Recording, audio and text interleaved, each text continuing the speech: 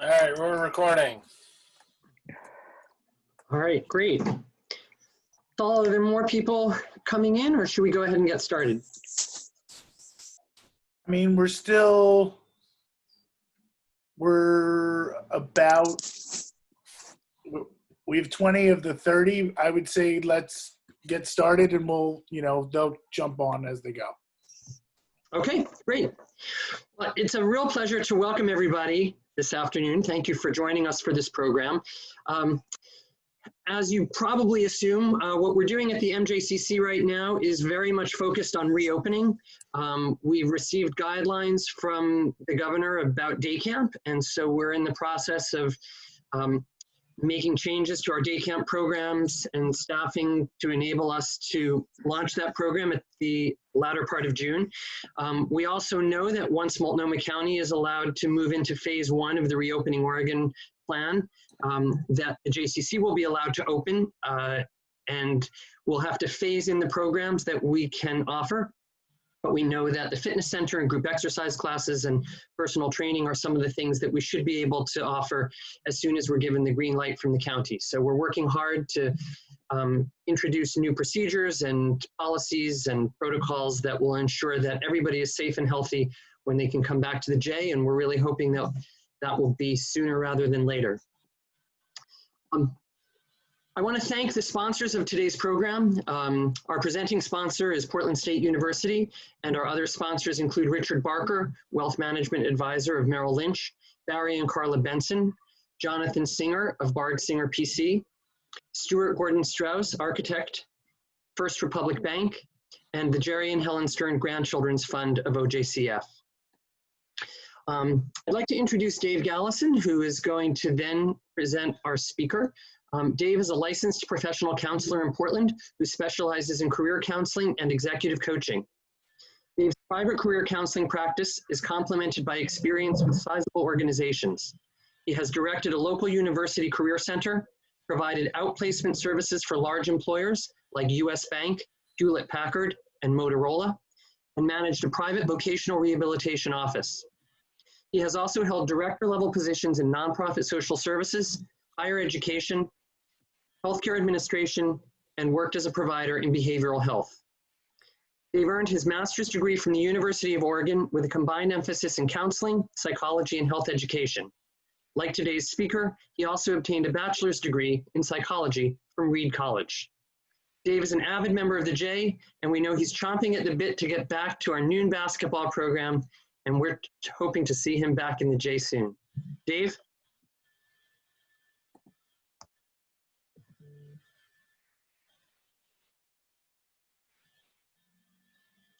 Dave, you're still muted. Okay, good. Am I good? Thanks, Steve. I appreciate each one who could join us today over the lunch hour, and I would not be surprised if you're actually eating your lunch. Oh, I see the poll just popped up. On your screen is an initial indication of your employment status. If you wouldn't mind just quickly checking the box that applies to you, and we'll share the results later. I guess I could answer it too. What am I? Self-employed, okay, great. So, like many of you, I have a home office, and as I was preparing for the meeting, I told my wife and daughter, hey, don't bother me, I'm going into lockdown. They're like, well, what is different about that? So you can only play so much golf. Don will provide the reference to his seemingly facetious title, though I noted that it's kind of doubly ironic that golf courses are what are open right now for recreation. In fact, today's Oregonian had a cover feature, golf courses, an oasis for stir-crazy people. It's good to laugh because it's hard not to worry about the daily stats for COVID-19 infections and mortality. On top of that, and more germane to our topic, there's a seemingly horrific state about how trying to curtail the spread of the virus has impacted the economy. And unemployment jumped to 14.7% in April. That's the worst since the Great Depression. The labor market department said that 20.5 million people seemingly abruptly lost their jobs, which wiped out a decade of employment gains in a single month. retirees or near retirees are very worried about sustaining their retirements now that the stock market has been infected too. And one of the challenges I see from my perspective, and surely on your minds, is we very rapidly depopulated everything at an unprecedented rate. Repopulating it's going to take a lot longer. And this will entail a vastly different approach to job search and could forestall retirement planning. So hopefully you've all completed the poll and we'll share the results of that. For questions that may arise as we're going along, please enter those into chat as they occur to you. And then Saul and I will curate those for Don during the Q&A session to follow Don's 30-minute talk. Now a bit of, speaking of which, you just shared the poll results. Okay, so I'll share that now. I see 50% are employed or self-employed, so half the audience. Nobody indicated furloughed. 6% laid off, 11% otherwise between jobs. So that's a total of about 17% between jobs, and 33% retired not seeking work, part of our target population for today. Okay, great. Thanks for that. So let me say a bit about Don. Donald Asher is an internationally recognized author and speaker on the topics of careers and higher education. Asher assists C-level executives and with career transitions, and he works with MBA and graduate programs nationwide. In fact, when I directed a program here in Portland, I often had Don come and speak. His career books include the groundbreaking Cracking the Hidden Job Market and Who Gets Promoted. It was named Career Management Book of the Year, and it'll be one of our door prizes for today's event. He's the author of 12 books in all, and available in English, French, German, Italian, Japanese, Chinese, Korean, Arabic, and Portuguese. So pretty widely published. Asher earned his PhD in human development from Fielding Graduate University in Santa Barbara. And he focused on retirement for ambitious career-focused people, by the way, for his PhD dissertation. And he holds the Master's in Human Organization Systems from Fielding, the Master's in HR and Organizational Development from the University of San Francisco. And he got a degree and a bachelor's in philosophy and religion from our very own Reed College. So his talk today is based on his dissertation and his work with executives in transition. And now, let me turn it over to you, Don.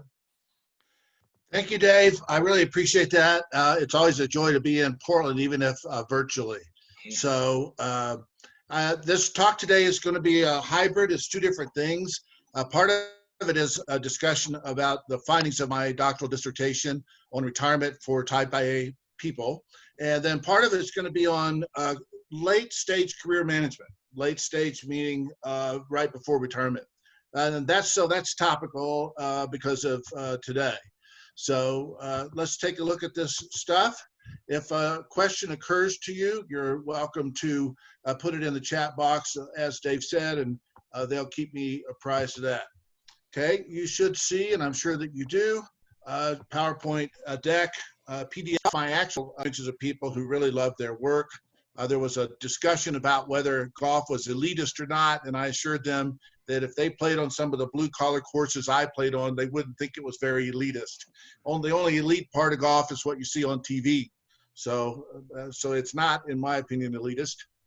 So you can only play so much golf. This is my affiliation, the Fielding Graduate University School of Leadership Studies, Human Development Program, Center for Creative Longevity and Wisdom, and the Aging, Culture, and Society concentration. That's where I did my dissertation.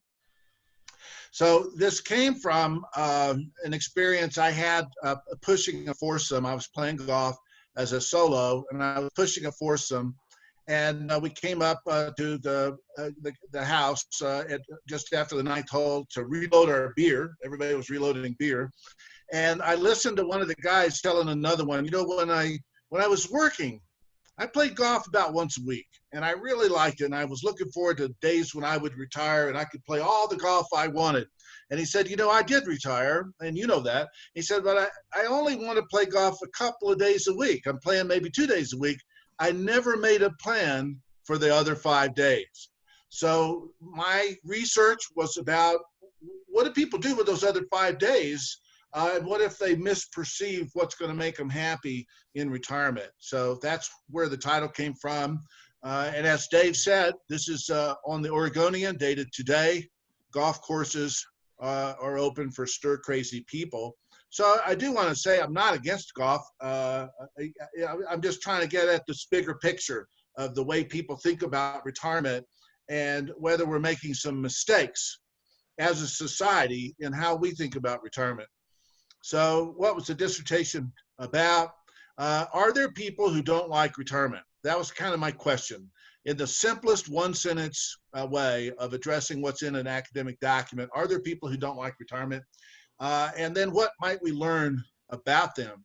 So anybody that wants my dissertation, email me. I'll put my email up in the chat box later on. And I'll send it to you. I have a version that will actually go through email, and I'll send it to you because I'm presenting a very abbreviated version, very abbreviated. So it turns out there's very light literature on who doesn't like retirement. Every single one of these bullets involves research projects. So this is not journalism. This is academic based. Okay, so I found that people who love their work very frequently do not like retirement. And that was my study. And I'd be happy to share that. Self-employed people don't like retirement. They tend to say they were happier when they were working. Some of them retire for ill-advised reasons. The main one being that they feel like life is a bit of a competition. And if you're successful, you'll retire and perhaps even retire early. So self-employed people often find that retirement is not rewarding to them. People with poor pensions, that's not a surprise. They're broke, so they don't love retirement.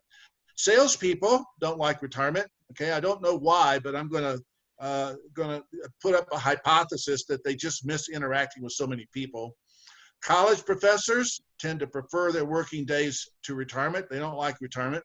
CEOs don't like retirement. Doctors and consultants don't like it. Teachers don't like it, although this may be changing because we're changing the career of teachers, the profession of teaching, and it's much less rewarding now than it used to be. So maybe teachers will like retirement more now that teaching itself has become less attractive. But in the studies I've got, they didn't like retirement. And those who retire involuntarily often do not like or embrace retirement. So they're laid off and they're at the end and they think, okay, I may as well stick with this. Okay, so those people on that list, you're looking at the entire pantheon of research that shows up people who do not like retirement. So obviously there's a lot of work left to be done here. This is an incomplete list, I am positive. Okay, so just a brief, quick history of retirement. Retirement came from pensions, mainly railroad pensions, in the very late 19th century and the early 20th century. Prior to that, throughout all of history, people worked until they died. They just worked until they dropped dead. So the pension industry was created to control who got to work and who did not get to work. And after that, the whole retirement industry built up. And all these concepts about what we should do with our money and our time are actually a result of that retirement industry. It was not a pre-existing need. It's like this need was created by consumerism. So right now, 1 million people work in retirement planning. We have some of them with us today, and we may get some good comments from Richard Barker and some others. 15 million people work in hospitality and leisure in the US alone, and there's $28 trillion under management, trillion with a T, to help people get from retirement to the end of their lives. So this is a big deal, and this industry is pushing what people think they should be doing. But the industry only serves a small percentage of people. So let's take a look at our own conceptions, driven in part by the consumerism and advertising and the way that our culture creates expectations. When you think about retirement, what do you see? Okay, so the most common thing is a couple with some kind of water. So they're on a boat, usually sailing off into nowhere. Okay, so here's some examples. If you just put retirees into Bing, you get this set of visuals. maybe, well, certainly you're familiar with these images. But here's the problem. The facts about retirement are much more bleak than sailing off on some 38, 45-foot sailboat. 21% of married retirees and 43% of single retirees get 90% of their income from Social Security alone. Now, many of these people are in what's called the fourth stage of life, which means that they're not active anymore. So, but many of them are not. They've just retired. And so this is a very bleak report when 43% of single retirees are living on Social Security alone. They're not buying sailboats, and they're not sailing off into a sunset. So part of this is also driven by the academy. In my field of aging, these are the predominant paradigms. You can find tons of articles with these kind of terms: positive aging, the new gerontology, active aging, healthy aging, conscious aging, productive and effective aging. So when we study aging through this lens, we're studying outliers and acting like they're the whole picture. And I think this is incredibly unhelpful to regular people, and especially unhelpful to policymakers. When policymakers go looking for research on retirement, this is the stuff that they find. So there's a meme today that looks like someone I know, Dr. Bruce Johnson, out of Oregon. Anyway, when you look for these memes, I call these the super oldster. They're very much an outlier. There's not that many people, I'm guessing by looking at that fellow, he's in his maybe late 60s, early 70s. Not that many people are doing that. And some of this stuff is ridiculous. Take a look at this. A 70-year-old runner who ran 7 marathons on 7 continents in 7 days. Okay, that's an amount of abuse to a body that's hard to even imagine. Then this is the stuff that people find when they go out and say, well, what are retirees doing? You get pictures of, $160,000 sailboats, and you get pictures of people. I mean, I think it's very impressive that this person could do this, but it's not normal. It's not normal aging. And so this is one of my concerns.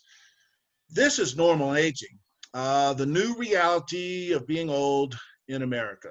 Okay, and this person, the subject of this article in the Washington Post, I'm going to work until I die. So this was an interesting article. This woman was covered in this, and then she got a lot of correspondence and was, there was some follow-up with her. She passed away, but you got to admire her. She was in the news for 2 or 3 years, living out of an RV and doing a different kind of retirement work. This is the reality. This one right here, too poor to retire and too young to die. LA Times article on Dolores Westfall, same thing, followed for years in the media. So, so I think it's just important to understand that this is far closer to the norm than the people that are being advertised to by the retirement advisors. So here's my assertion. This is my soapbox. The positive aging movement is warping studies of aging and ultimately preventing the discipline from reaching its potential to improve aging for all people, not just the wealthy, the privileged, and the lucky. That's my assertion. I think you'll find it very easy to see if you agree or not, but it's certainly a reasoned and backed up assertion. So I always like to cover this stuff because it's interesting. Retirement does not lead to morbidity and mortality. Okay, so you don't get sick and die if you retire. This is a reverse causation phenomenon. People who get sick tend to retire. So people get an association that's actually the causation is reversed.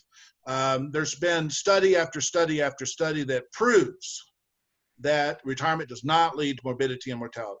Number 2, for most people, retirement is a very positive mental and physical event. Unless they become completely sedentary, most people's health in retirement improves, their mental health improves. If you read enough studies, you can always find some that say one thing against the grain. But if you look at all these studies in aggregate, this is extremely clear point. Most people like retirement, and most people benefit from it.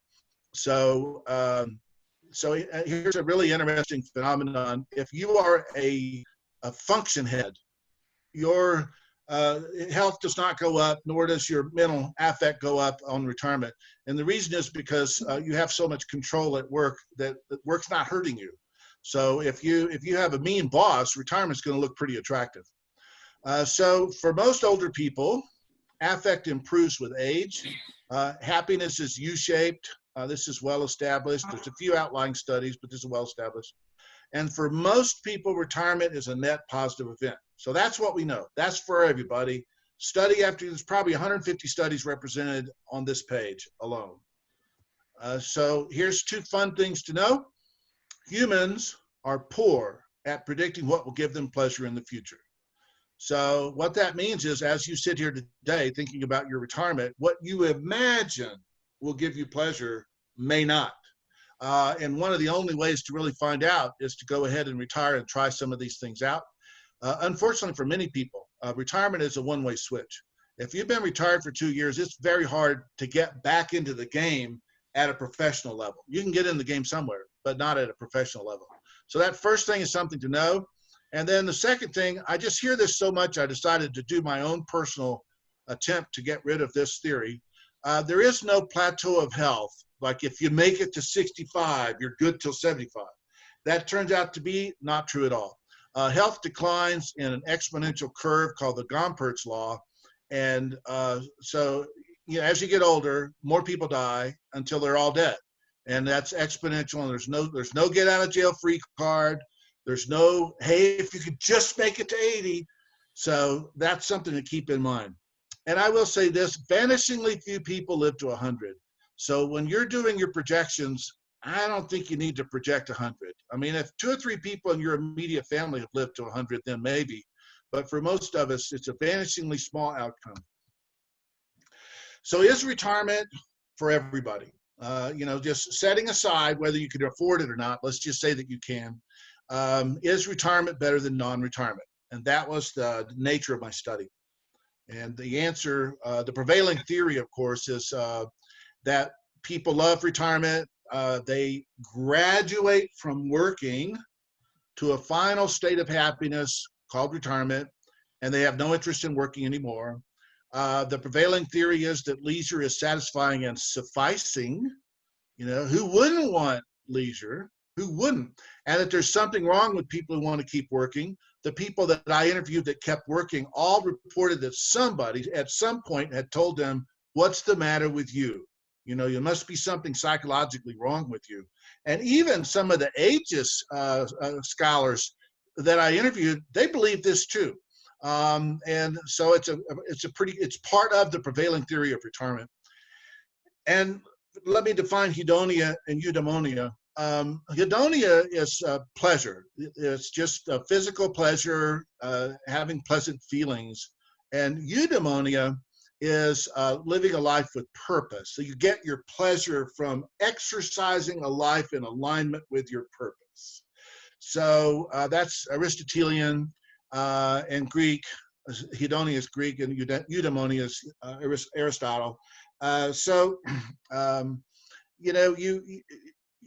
The prevailing theory is that hedonia is enough. That's what that theory is. And I'm finding a subset of people, and I will remind you, it's not a big subset, it's a small subset. A subset of people for whom hedonia is not meaningful and they don't care about it, okay? So this was my study. These are the findings in 3 bullets. Many people who love their work do not prefer retirement and would be happier if they worked well past normal retirement ages. They would be happier if they worked until they were physically incapable of doing the work, okay? That's the people in my study. I'd be happy to share with you a much richer picture of who they are and what they say.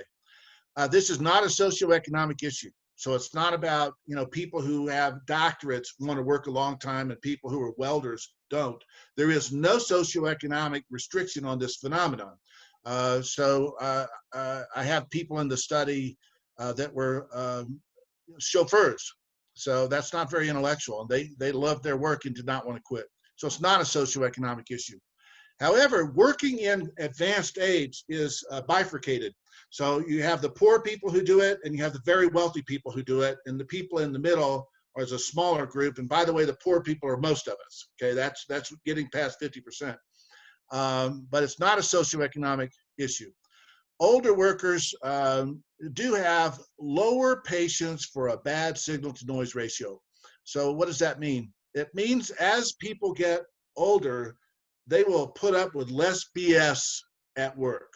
So if you have bad bossing, bad policies, bad treatment, older workers will say, you know what, I don't need this. But if you remove those things, they will happily work a very long time. So if you're working as an employer or an HR person trying to keep older workers happy, remember, they will not put up with BS. So is the traditional model even valid? Well, I'm going to suggest that we need to look more closely at it.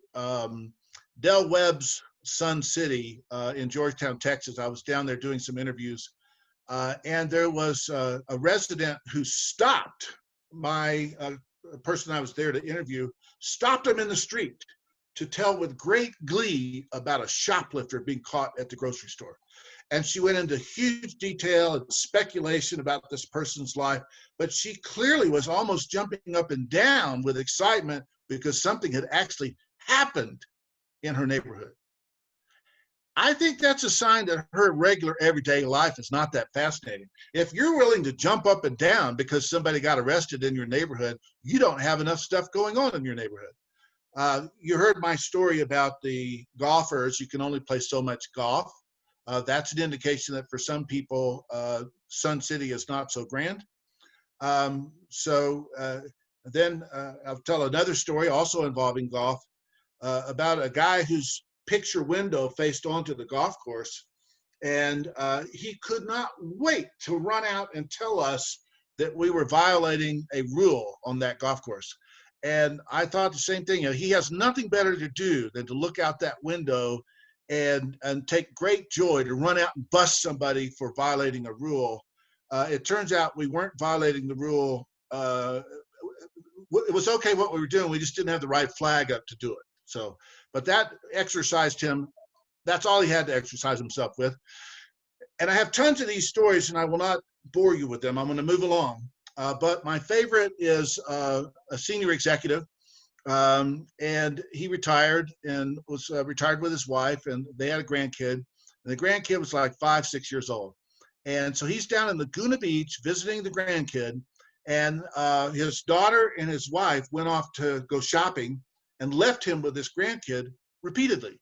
So he's down at the store, and if you've been to Laguna Beach, you can imagine the store at Laguna Beach. It's nice, and it has nice things in it. It's still a grocery store, but it's nice. So he sees a sign that says bagger wanted. Well, they couldn't get any baggers in Laguna Beach because everybody's too wealthy. No kid wants to be bagging groceries. And he thought to himself, I'll get out of this babysitting stuff. I'm going to go down here and bag groceries. So he got himself a job down there bagging groceries to free himself from familial obligations. And he was telling me this story about how somebody came out to her car, and he's putting the groceries in the hatchback probably. And she looked at him and said, is that a Rolex? And he said, yeah, that's a Rolex. That's a real one. So let this be a warning. What you think you want to do may not go exactly like you think. So if you love your work, you're going to fall into one of these two categories. Eudaimonia seekers take pleasure in purpose. They tend to be doers. They're kinetic. They move around. They make stuff happen. They seek substitutes in retirement for the pleasures of work, even if it's bagging groceries. They're not satisfied with sitting on the couch or pursuing hobbies, and they don't really change in retirement. So that's the people that I identified in my study and did a psychograph of what they're like, what they think like. Hedonia seekers, which I will remind you again, is the overwhelming majority of people. They take their pleasure, you might just say pure. They don't need purpose. The pleasure itself is good. They tend to be beers. They're more Zen-like. They're satisfied. They don't need stimulation from outside of themselves. and they accommodate to retirement. So they get new pleasures from new endeavors. And this person changes in retirement. And it's clear to me that you can probably identify which one of these you're very likely to be. You're very likely to be one or the other. Okay, so that's my presentation on retirement today. Now we have this little problem in front of us. And so we're gonna shift gears and talk about some late career things. Some of this is my opinion, but it's a very considered opinion. It's not casual. I believe we are entering depression, not a recession. And I'll get into the exact definitions of those in a minute. And Dave, since you collected your data, about 10 or 15 more million people have filed for unemployment. And unemployment is going to hit 25% without a doubt. If it has not already, people still cannot get through to unemployment departments. So the V-shaped recovery is not going to happen. That leaves U-shaped, W-shaped, and L-shaped. I'll leave it to your imagination what each one of those is. L is very bad. The stock market, in my opinion, is not rational. And the reason for that is simple. What people cannot conceive, they cannot plan for. And it's been a long time since we had a severe downturn. And this downturn may make the Great Depression. I think we're much better tooled to get out of it. But it may be equally devastating for a few minutes in the middle of it. So the bad news is we're about in the second out of the first inning, to use a sports metaphor. We're in the second out of the first inning of a 9-inning ball game that may go into extra innings. The good news is we're about at the second out of the first inning. And that means it's not too late to make some early adjustments. So so I hope I hope it's still okay to use sports analogies. I like them. Okay, so recession versus depression. A recession is a downtrend in the economy. A depression is widespread failure of the economy. So the difference is how pervasive it is and how severe it is. The word depression was used a lot until it was retired after the Great Depression. It used to be used regularly, and these weren't as scary words then, but of course we had not gone through the Great Depression to make it scary. What do we know from past recessions? Let me share with you that I'm a veteran of the Silicon Valley. So in all the time I've been doing what I do is working with careerists, was in the Silicon Valley. And so Silicon Valley is a boom and bust economy, up, down, all the time. So I've seen many contractions, severe contractions. And so I have a little experience with them. So all recessions and depressions end. If you're a young person, hearing that the recession will last 3 years sounds like forever. But if you've been around a while like I have, that's not that long. Keep your head down, don't make a few mistakes, and it'll be over soon enough. But they all end, including the Great Depression. By some measures, it took 11 years to end, but even 11 years will pass. I don't think it will take nearly that long. I'm not saying that, but I do think it's going to be quite severe and result in major disruptions, as Dave alluded to as well. The long-term trajectory of the U.S. economy is growth. As Warren Buffett says, don't bet against America. That's not going to work out for you. Vote with America, and it will work out for you. And this last point, those of us who study jobs economics and career economics, lost jobs are always replaced by better jobs eventually. And eventually it's not that long. It's just a few years at most. So we sometimes rue lost jobs instead of prepare the new ones, but they're replaced by better ones. Now let's take a look at some strategies. And there's only about 4 more minutes of my presentation, and then we're going to go into conversation. So, and we're not the only speaking heads here. Dave is going to be the MC, and if you have something to say, you can raise your hand or hold down your space bar and it will turn off your mute also. But if you still have a job, don't quit. I've worked with people enough to know that some people quit when they really should not. I won't belabor that point, but you know, unless you're being physically assaulted at work and you're not a boxer, don't quit. The smartest person I ever met was somebody that positioned herself to design the downsizing of her university. So she naturally assigned a position for her as assistant dean. So if you're in charge of downsizing, then make sure that you are still on that final plan. Embrace the concept called scalability. Scalability is the ability to take 2 jobs and do 2 jobs for a while, or even 3 jobs. That's a concept called scalability. It's rare, it's extremely valued, and if you can do it, it's going to get you through a downturn, even as a winner. If you can't get promoted, at least get title, headcount, budget, and purview. Okay, so if your employer has no way to promote you, then just grab authority, just amass more authority, and then after that, you can fix it by, after the recession is over, the depression is over, then you take that authority and that experience and you resell it inside and outside. But I will give you a warning in case this is your experience. As someone who's been doing this a long time, when you do all that work for X dollars and the economy comes back, your employer's not going to fix your pay. So you're going to have to switch employers to fix that pay. I wish employers were more progressive and smarter, but they're not. If they get used to underpaying you, they will continue to try to underpay you. Here's some strategies if you lose your job. You have to use hidden job market techniques to find another job because posted openings draw too many applicants. In a regular economy, a study showed that posted openings draw 383 applicants. I have that study if you want to see it. 383 applicants per posted opening. In a downturn, they'll draw 2,000 to 10,000 applicants. It's an insane amount of applicants. So you have to use hidden job market. Don't be too picky. I worked with a guy, I worked with him for 2 years. He had a job at 500,000. I helped him get an offer at 250. He said, I'm not taking that. Then I helped him get a job offer at 125. He said, I'm not taking that. I helped him get a job offer at 95. He said, I'm not taking that. I'm a big dog. He ended up, I had to fire him as a client. He ran out of money. He ended up working for $11 an hour in a call center. So don't be too picky on the way down. You sometimes have to grab a rung and hang on. If you're young, education can solve the whole recession, depression situation. No better place to be than grad school right now. No better place to be. With a guaranteed stipend, can't beat it. And consider filling up your home with roommates. And let's say you're not so young and it's getting near the end of your run as a careerist. Cut your spending to the bone. I've known so many people who would have been fine if they'd cut their spending even 6 months earlier, to say nothing of a year earlier. Cut your spending before it's a problem.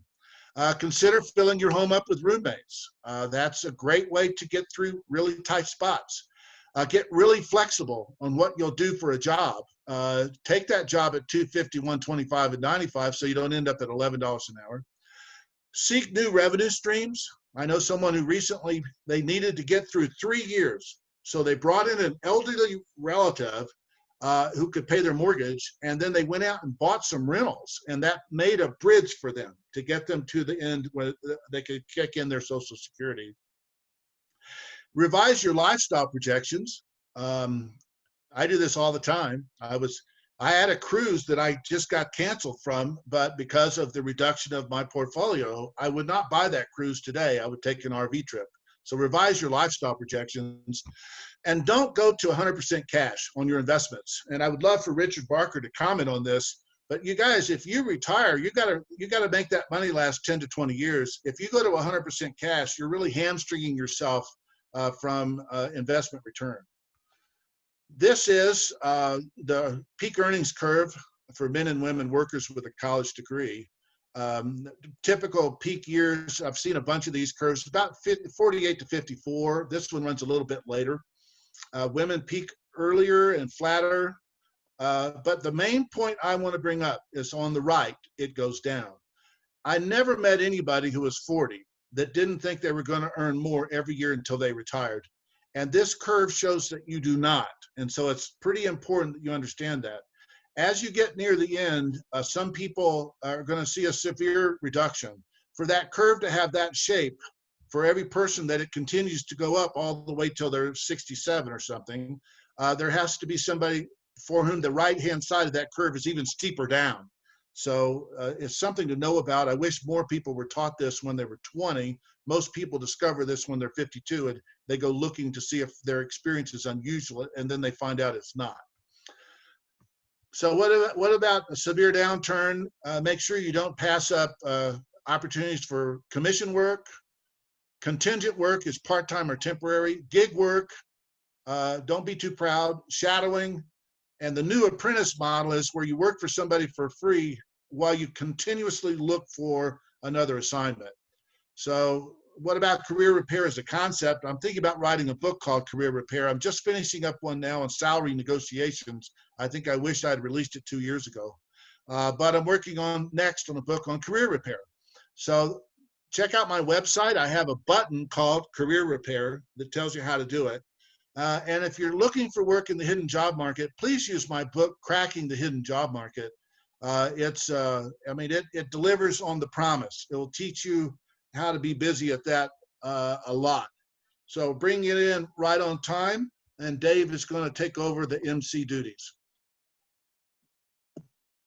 Thanks, Don. You packed a lot in, and I appreciate your touching on really both topics, kind of your findings about the plus and minuses of retirements, given your personality and your type, how you approach things, and then really relevance for how we approach job search and job change, and kind of expectations, really helping align our expectations for this time.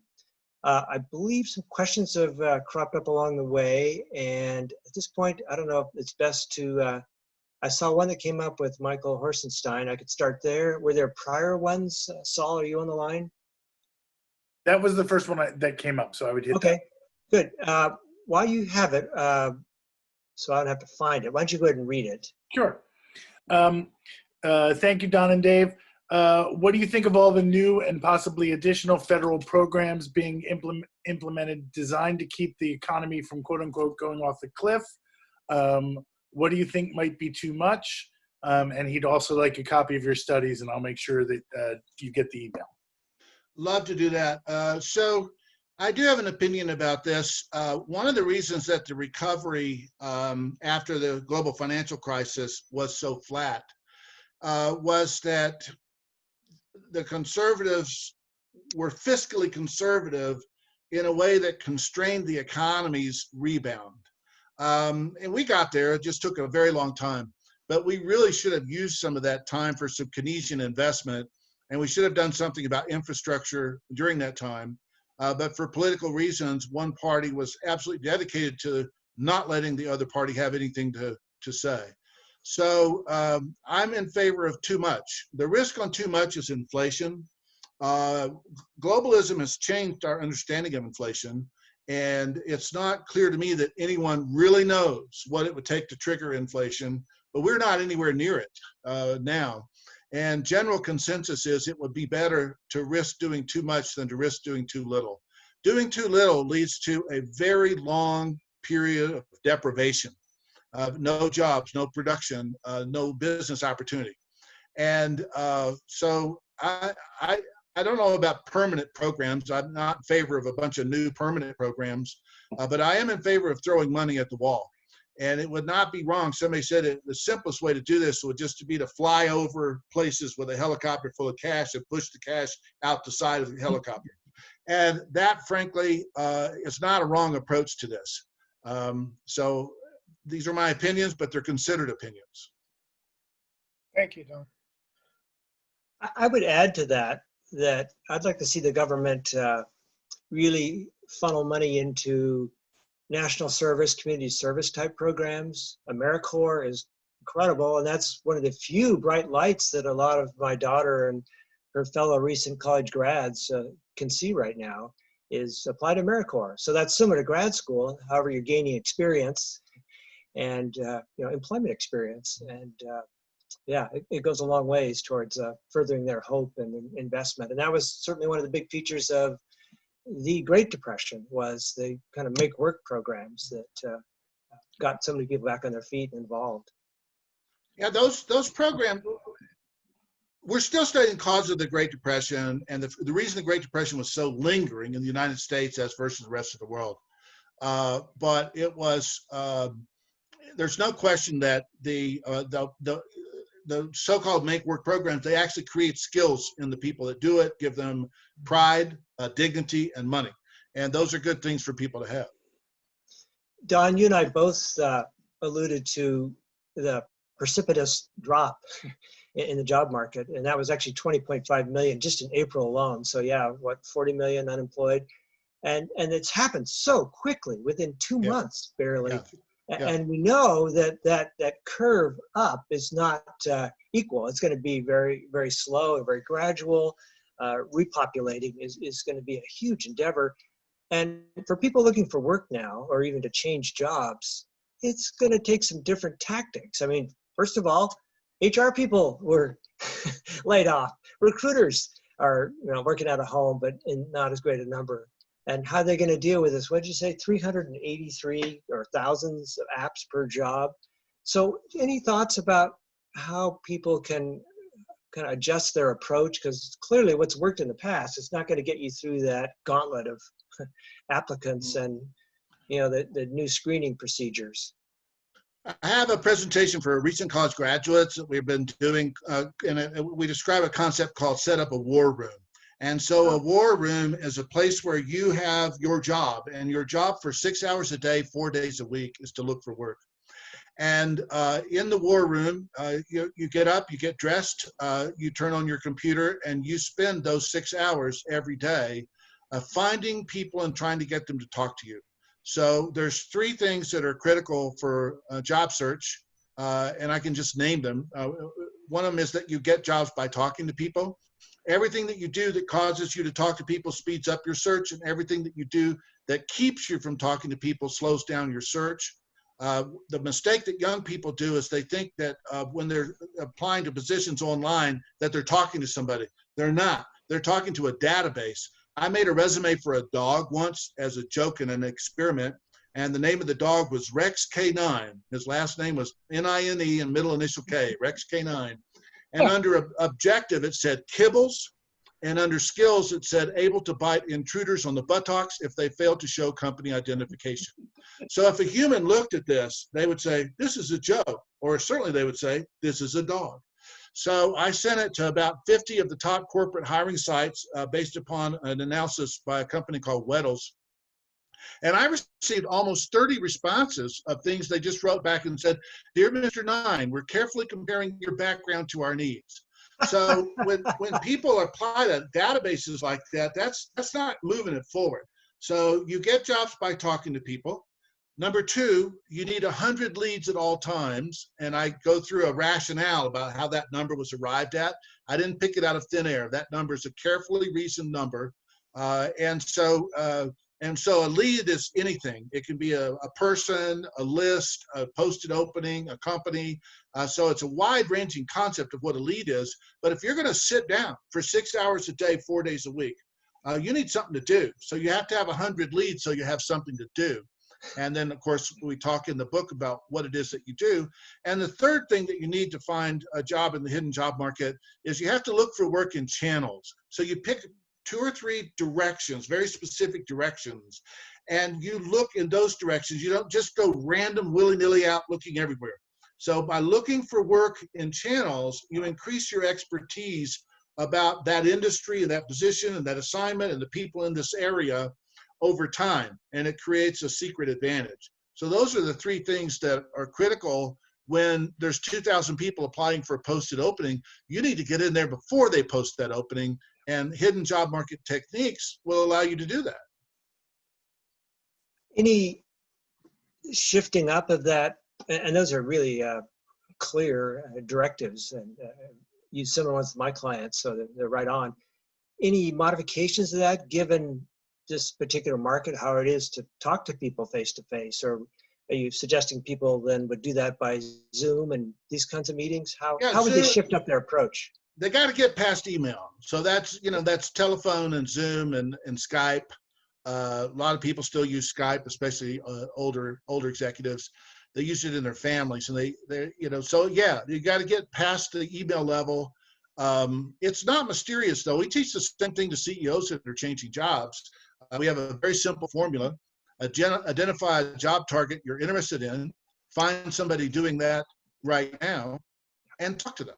So that it's another version of the same thing, but whether you're a CEO or a recent college grad, that process works the same. We've got one more question, I believe, in the queue. You want to share that, Saul? Yeah. This is from, for those individuals who are not inclined to like retirement, but who do ultimately retire, are there strategies that they can use to improve their experience as retirees? Ah. Well, you know, I found this really funny phenomenon in my participant body, my participant group. People who were serial retirers were the happiest. So that meant they would retire, go back to work, retire, go back to work, and retire, go back to work. They were actually the happiest because they were practicing at retiring. And so what they ended up doing, lots of them, is, for one thing, a phenomenon in the study was that these people don't view work as, they view work differently than regular folks.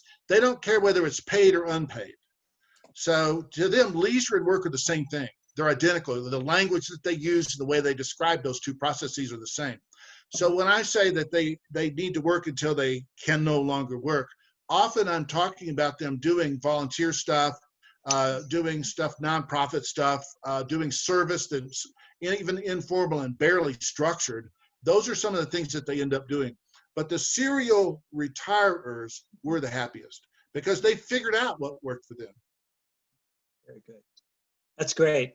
I appreciate your presentation and really your whole body of work and the recency of your work with retirees in particular. It's very stimulating and has a lot of applications to our own lives, whatever stage we are and how we think about that. So, and then the added relevance of how we navigate the current market is really welcomed as well. I'm thinking about doing an article based on just the number of downturns that I've helped people through, just what worked and what didn't. And, you know, you got to change some things because if you just keep doing the same old thing, it won't work in a severe downturn. Yeah. And so I think it would give people hope and also, you know, some guidance on what to do. Yeah. So I think that, and also a lot of young people, we've had a 10-year run. They've never seen a downturn. Yeah. If they entered the job market in 2009 and were lucky enough to get a job, they've never seen a downturn. Yeah. Well, one thing's for sure, you got to get good at this modality, right? Because it's going to be online presentations and, you know, whether it's your grooming or your lighting or your energy, how you come across, how prepared you are, it's a shift up in approach for sure. Well, let me turn it over to Saul at this point. I believe he's going to have some closing comments and some of Don's books to raffle. Go ahead, Saul. Dave and Don, thank you so much. Certainly very timely in terms of how to deal with the current environment and what it looks like in the real world and how to you know, transition through this time and come out on top. And also just a good thought process in terms of, you know, the what a lot of people call the encore careers, that kind of career post retirement, and the, you know, the serial retirees, those people who are constantly retiring and unretiring. I know quite a few people like that, and they do seem pretty happy.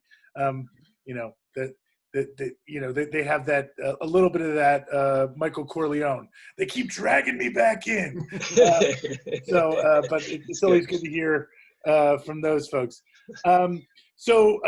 Books. I used first, Don, thank you so much for donating books. I used a random number generator. And so our book winners are, if I can get my computer to move over, Nikki Dorfman, Dave Fryer, Linda Twitchell, Raul Cravoy, Ken Zeidman, and screen down. A little drama.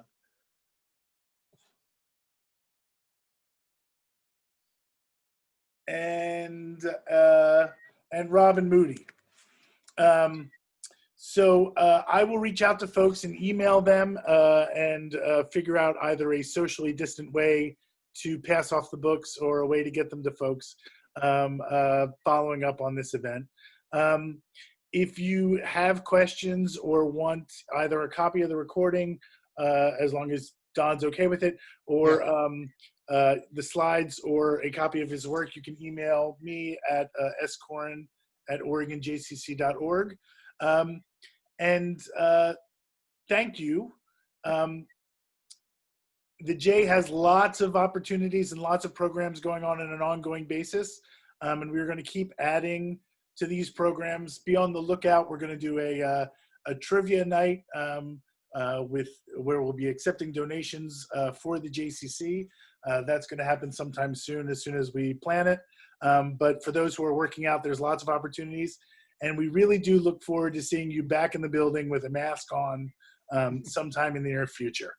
Hey, Saul. Yeah. I know we're nearing the formal end of our time. I just wanted to point out that Don is available after the formal close of this talk if people want to hang on and ask questions one by one as well. Mm-hmm. So while we're close to our 1:30 adjournment here, feel free to stay on the line a bit after we kind of change gears here.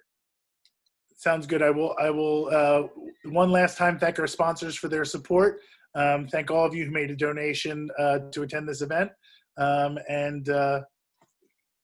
Thanks very much. You're welcome to stay on, but formally we are finished. Thanks everybody. Thank you very much, Don and Dave. Thank you. Thanks, Steve.